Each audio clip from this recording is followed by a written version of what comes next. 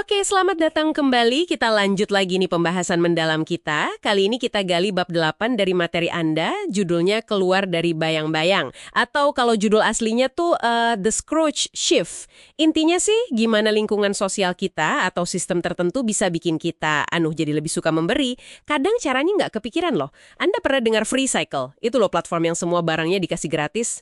Nah, kita coba bandingin sama katakanlah Craigslist. Terus mikir, kok bisa ya sistem macam free cycle itu jalan? Pertanyaan bagus itu. Bab 8 ini emang fokusnya ke sana. Gimana sih struktur pertukaran, interaksi dalam satu grup atau komoditas, itu bisa mengubah total cara kita ngasih dan nerima. Nanti kita lihat dikit psikologi di baliknya, ada istilah pemberian umum atau generalized giving gitu. Sama gimana rasa kita, identitas kelompok, bikin kita mau aja kita kontribusi tanpa mikir, wah dapat apa nih saya langsung. Oke, menarik. Coba kita bedah ya. Sumber Anda ini kan membandingkan free cycle yang aturannya jelas ya, barang ya gratis, nggak boleh barter, sama model kayak Craigslist yang ya lebih kayak transaksi individu gitulah. Nah, yang bikin penasaran tuh, kenapa coba orang mau repot-repot ngasih barang cuma-cuma di free cycle? Apa untungnya gitu? Nah, itu dia kuncinya di generalized giving tadi. Beda banget sama transaksi satu lawan satu. Kalau di sistem kayak free cycle ini, pas Anda nerima sesuatu, barang atau bantuan gitu, rasanya tuh bukan cuma dari satu orang A atau B, tapi lebih kerasa kayak, wah ini dari komunitas nih, gitu. Jadi bukan lagi aku kasih kamu, kamu kasih aku, tapi lebih ke aku ikut nyumbang ke lingkungan kita bareng-bareng. Oh, jadi rasa dapatnya dari kita semua gitu ya, bukan utang budi ke satu orang aja. Iya, persis. Dan ini nguatin banget rasa kepemilikan sama identitas barang itu. Seber ini juga nyinggung soal, optimal distinctiveness. Itu loh, keinginan kita buat jadi bagian dari grup, tapi ya tetap pengen kelihatan unik juga. Iya. Nah, kesamaan tujuan, misalnya dulu di awal free cycle, isunya lingkungan banget tuh. Atau bahkan kesamaan yang kayak nggak penting sepele gitu. Contohnya apa tuh? Ya kayak punya nama yang sama, ada cerita Adam Rifkin itu kan disebut, atau sama-sama suka tim bola yang sama gitu. Itu ternyata bisa banget bikin ikatan kelompok jadi kuat. Ujung-ujungnya, ya jadi lebih rela buat ngasih di dalam kelompok itu. Jadi identitas bersama itu penting banget ya, oke. Terus di sini ada bagian yang menurut saya, wah menarik banget nih.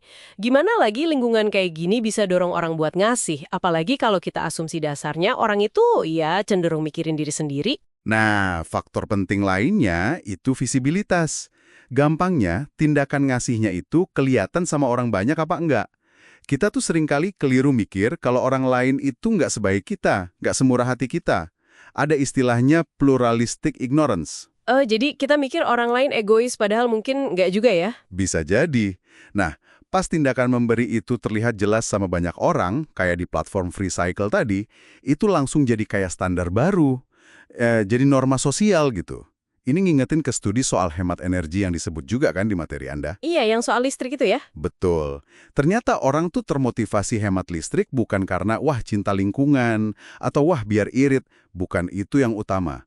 Tapi justru pas mereka tahu kalau tetangga mereka juga pada hemat energi. Wah, bener juga ya. Jadi bukan soal peduli lingkungan aja, tapi lebih ke, oh tetangga gue aja hemat, masa gue boros sendiri? Gitu.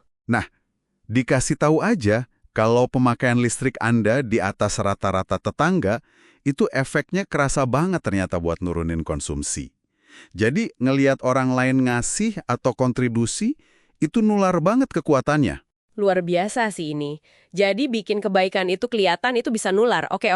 Terus ada nggak sih cara yang lebih kebentuk gitu, lebih terstruktur buat memfasilitasi ini? Mungkin di kantor atau di komunitas gitu? Ada. Sumber Anda ngasih contoh bagus tuh. Namanya reciprocity ring. Ini kayak sesi yang udah diatur gitu. Jadi anggota kelompok secara terbuka gantian nyampein mereka butuh bantuan apa. Bisa apa aja kebutuhannya. Terus anggota lain yang bisa bantu itu nawarin bantuan juga secara terbuka di forum itu. Oh, jadi terang-terangan minta tolong dan nawarin bantuan gitu ya? Iya, ini efeknya dua. Pertama, jadi normal aja gitu buat minta tolong. Kan seringnya kita gengsi atau malu ya minta bantuan. Kedua, tindakan ngasih bantuannya jadi kelihatan banget sama semua orang di kelompok itu dan dihargai bareng-bareng. Ini contoh nyata gimana kalau lingkungannya dirancang pas, itu bisa geser fokus kita. Dari yang tadinya cuma mikir ambil atau tukar yang sepadan, jadi kebudayaan memberi yang lebih bareng-bareng, lebih kolektif. Jadi kesimpulan dari bab 8 ini apa dong? Kayaknya sih kita ini mau ngasih atau enggak itu bukan cuma soal sifat kita dari lahir ya. Tapi gimana ya, sangat dipengaruhi sama panggung sosial tempat kita main peran, struktur sama norma di sekitar kita itu yang bisa manggil sisi dermawan kita keluar. Persis, konteks itu penting banget. Kekuatan konteks itu luar biasa. Bisa jadi potensi kita buat ngasih itu jauh lebih gede dari yang kita kira. Cuma ya itu, seringkali diam aja gitu potensinya. Karena lingkungannya nggak mendukung. Bab ini nunjukin kalau struktur yang tepat, si Scrooge dalam diri kita ini bisa berubah loh. Menarik banget ya diskusinya. Nah ini deh sebagai penutup, satu pertanyaan buat Anda bawa pulang buat direnungkan. Coba deh perhatiin lingkungan Anda sehari-hari. Kantor, komunitas, mungkin grup online yang Anda ikuti. Lingkungan mana sih yang rasanya paling bikin Anda terdorong buat berbagi atau ngebantu? Dan sebaliknya, lingkungan mana yang malah bikin Anda jadi lebih hitung-hitungan? Terus coba pikirin, kira-kira apa yang bisa diubah dari lingkungan itu biar potensi memberi kita semua lebih gampang muncul? Oke deh, terima kasih banyak sudah menyimak pembahasan mendalam kita kali ini.